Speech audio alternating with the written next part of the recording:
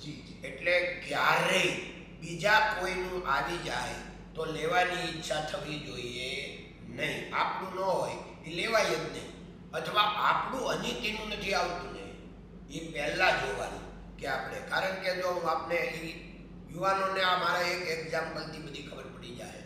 23 મુદ્દા બનાવેલા કે આપણી કંપની કેવી રીતે ચાલશે. એમાં એવું હતું, એક બે મુદ્દા કે 23 મુદ્દા છે જી જી. કે આપણે કોઈ પણનો માલ લેશું એ સસ્તો લેશું નહીં.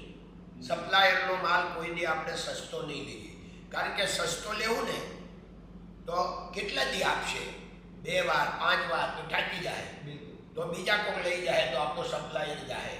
જી. અચ્છા, આપણા બાયરને 1% પણ માલ મોંઘો નહીં વેચાવો જોઈએ. ભૂલમાં 1-2% સસ્તો વેચાઈ જાય તો માપશે, સારું તો નથી. માર્કેટેબલ જ માલ વેચાવો જોઈએ, સસ્તો પણ નહીં મોંઘો પણ નહીં. પણ સસ્તો વેચાઈ જાય તો માપશે, કેમ કે ઓલો બીજી વાર દોડતો આવશે. પણ 1% મોંઘો વેચાય એ માપ નથી.